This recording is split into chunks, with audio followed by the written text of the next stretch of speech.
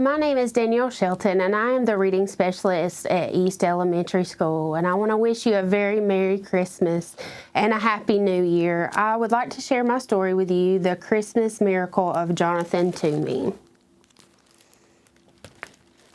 The village children called him Mr. Gloomy, but in fact his name was Toomey, Mr. Jonathan Toomey. And though it's not kind to call people names, this one fit him quite well. For Jonathan Toomey seldom smiled and never laughed. He went about mumbling and grumbling, muttering and sputtering, grumping and griping. He complained that the church bells rang too often, that the birds sang too shrilly, that the children played too loudly.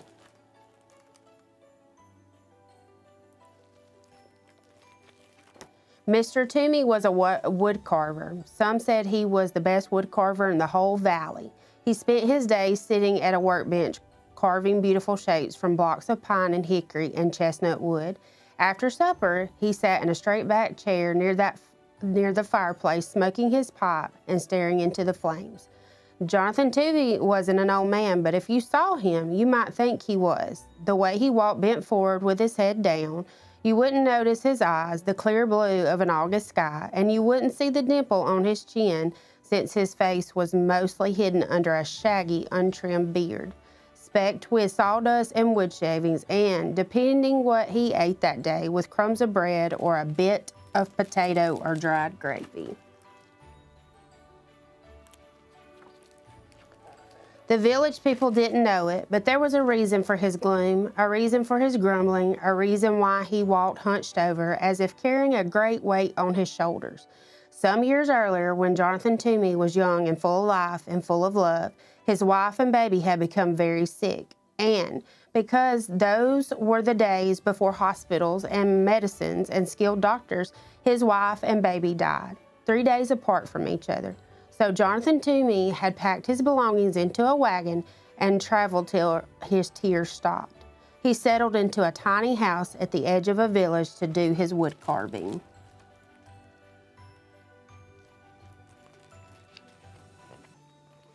One day in early December, there was a knock at Jonathan's door. Mumbling and grumbling, he went to answer it. There stood a woman and a young boy. "I'm the widow McDowell. I'm new in your village. This is my son Thomas," the woman said. "I'm 7 and I know how to whistle," said Thomas. "Whistling is pish-posh," said the wood carver gruffly.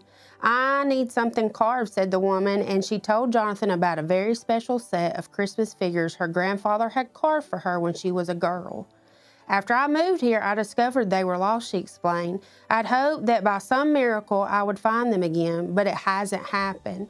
There are no such thing as miracles," the wood carver told her. "Now, could you describe the figures for me?"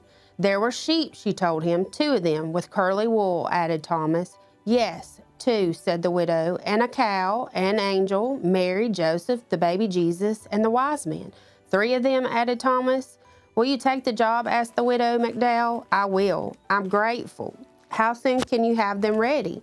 "They will be ready when they are ready," he said. "But I must have them by Christmas. They mean very much to me."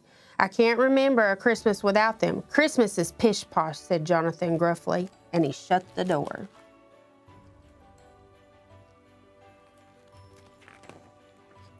The following week, there was a knock at the wood carver's door. Muttering and sputtering, he went to answer it. There stood the widow McDowell and Thomas. "Excuse me," said the widow, "but Thomas has been begging to come and watch you work.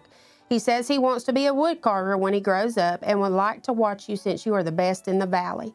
"I'll be quiet. You won't even know I'm here. Please, please," popped in Thomas. With a grumble, the wood carver stepped aside to let them in. He pointed to a stool near his workbench. "No talking, no jiggling, no noise," he ordered Thomas. The widow McDowell handed Mr. Toomey a warm loaf of cornbread as a token of thanks. Then she took out her knitting and sat down in a rocking chair in the far corner of the cottage. "Not there," bellowed the wood carver. "No one sits in that chair." So she moved to the straight back chair by the fire.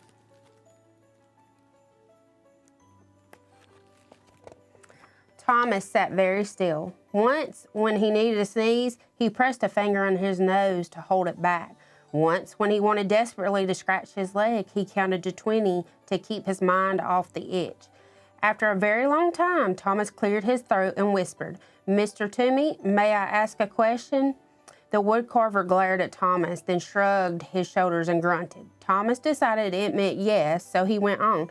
"Is that my sheep you're carving?" The woodcarver nodded and grunted again. After another very long time, Thomas whispered, "Mr. Toomey, excuse me, but you're carving my sheep wrong." The widow McDowell's knitting needle stopped clicking. Jonathan Toomey's knife stopped carving. Thomas went on, "It's a beautiful sheep, nice and curly, but my sheep looked happy." "That's pish-posh," said Mr. Toomey. "Sheep are sheep. They cannot look happy." "Mine did," answered Thomas. "They knew they were with the baby Jesus, so they were happy." After that, Thomas was quiet for the rest of the afternoon. When the church bells chimed 6 o'clock, Mr. Toomey grumbled under his breath about the awful noise. The widow McDowell said it was time to leave. Thomas sneezed 3 times, then thanked the woodcarver for allowing him to watch. That evening, after a supper of cornbread and boiled potatoes, the woodcarver sat down at his bench. He picked up his knife. He picked up the sheet. He worked until his eyelids drooped shut.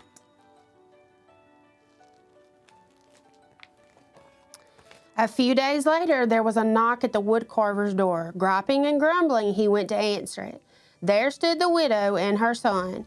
"May I watch again?" "I will be quiet," said Thomas. He settled himself on the stool very quietly while his mother laid a basket of sweet-smelling raisin buns on the table. "The teapot is warm," Mr. Toomey said gruffly, his head bent over his work. While Mr. Toomey carved, the widow McDowell poured tea. She touched the woodcarver gently on the shoulder and placed a cup of tea and a bun next to him. He pretended not to notice, but soon both the plate and the cup were empty. Thomas tried to eat the bun his mother had given him as quietly as he could.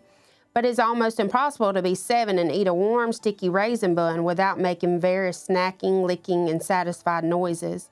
When Thomas had finished, he tried to sit quietly. Once he almost hiccuped, but he took a deep breath and held it in till his face turned red.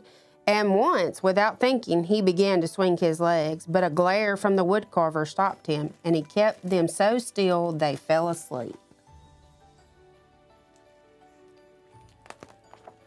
After a very long time, Thomas whispered, "Mr. Toomey, excuse me, may I ask a question?" Grunt.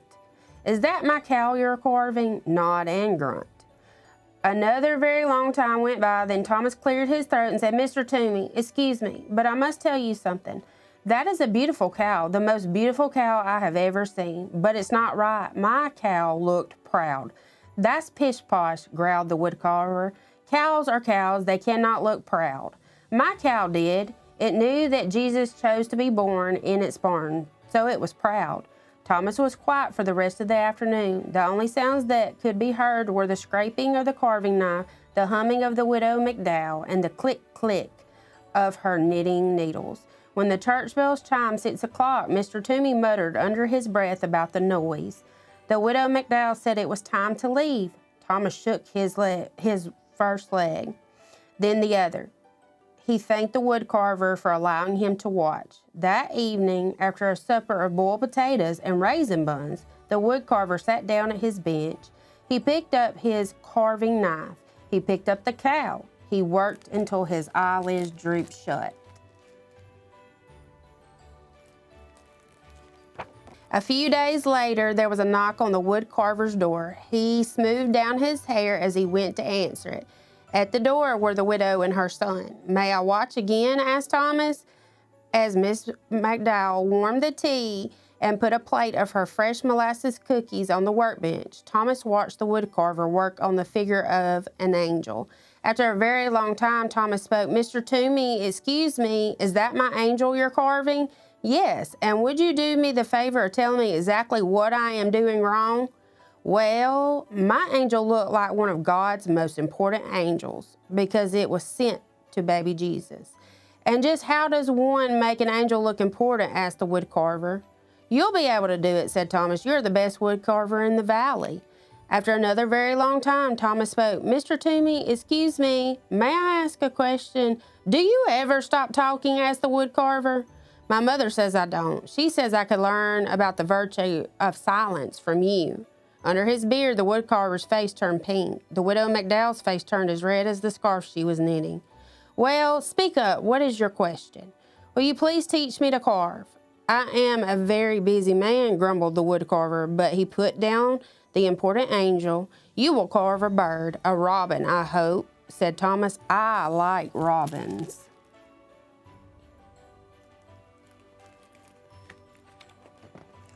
With a piece of charcoal, the woodcarver sketched a robin on a piece of brown paper. He handed Thomas a small block of pine and a knife. He showed him how to lop the corners from the block and slowly smooth the edges of the wood into curves. Thomas copied the woodcarver's strokes, head bent, tongue working from side to side of his lower lip as he concentrated. When the church bells chimed 6 o'clock, Jonathan Toomey was holding Thomas's hand in his, guiding the knife along the edge of a wing. He didn't hear them ringing. The widow McDowell said it was time to leave. Thomas brushed wood shavings from his shirt. Then he reached out and brushed 2 especially large pieces of wood shaving from Jonathan Toomey's beard. He thanked the woodcarver for teaching him how to carve. Later, after a supper of boiled potatoes and molasses cookies, Jonathan Toomey went to his workbench. He thought for a long time. He sketched drawing after drawing. Finally, he picked up his carving knife. He picked up the angel. He carved until his eyelids drooped shut.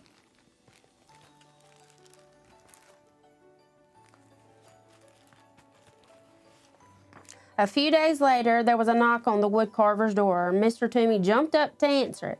There stood the widow McDowell with a bouquet of pine boughs and holly sprigs dotted with berries, and there stood Thomas clutching his partly carved robin.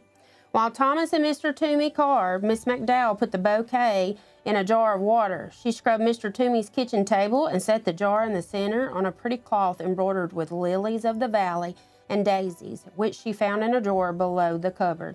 Next, I will carve the wise men and Joseph, the woodcarver said to Thomas. Perhaps before I begin, you will tell me about all the mistakes I'm going to make.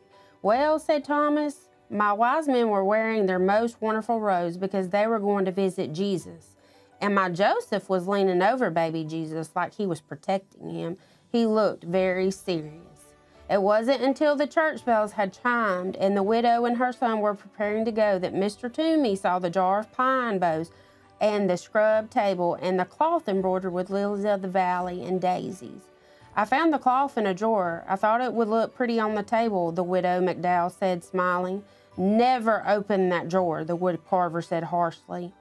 When the two had left, Jonathan put the cloth away. That evening, after a supper of boiled potatoes, the woodcarver worked on Joseph and the wise men until his eyelids drooped shut.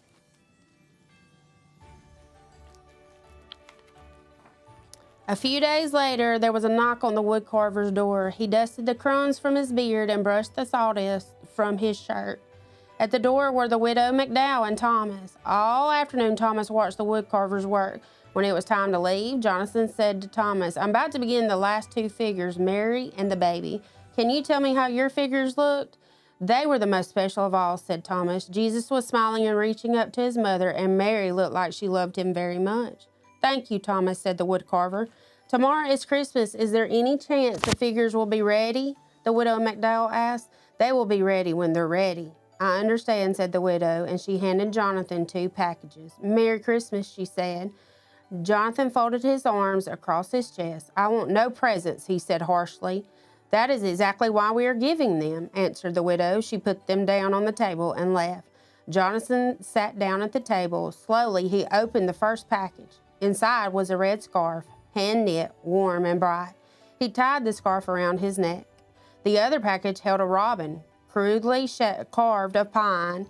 A smile twitched at the corner of Jonathan's mouth as he ran his fingers over the lopsided wings.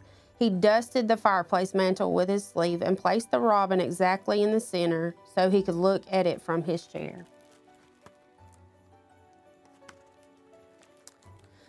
The woodcarver did not eat supper that day. Instead, he began to sketch his final figures, Mary and Jesus. He drew Mary, then watered the sketch into a ball and tossed it on the floor. He drew the baby, watered the sketch into a ball and tossed it with his first paper. He sketched again. Once more, he crumpled the paper. Soon there was a small mountain of crumpled papers at his feet. He picked up a block of wood and tried to carve, but his knife would not do what he wanted it to do. He hurled the chunk of wood into the fireplace and sat staring into the flames.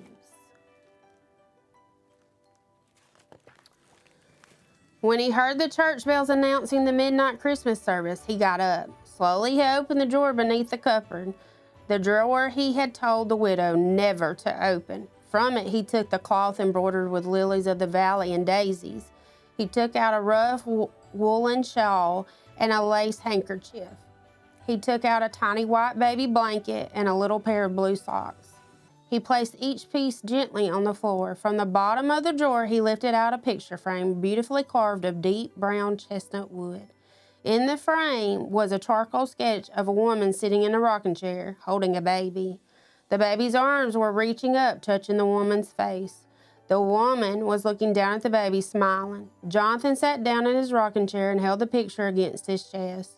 He rocked slowly, his eyes closed. 2 tears trailed into his beard.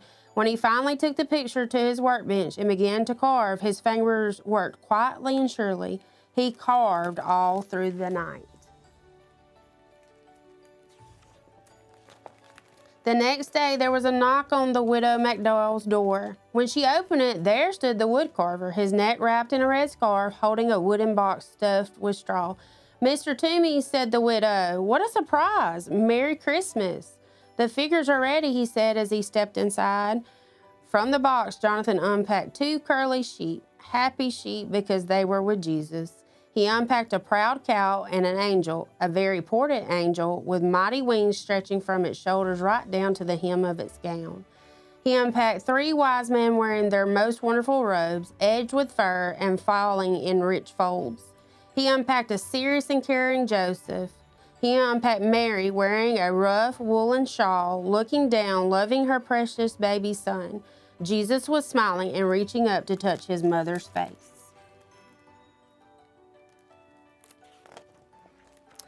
That day, Jonathan went to the Christmas service with the widow McDowell and Thomas, and that day in the churchyard, the village children saw Jonathan throw back his head, showing his eyes as clear as an August sky, and laugh. No one ever called him Mr. Gloomy again. The end.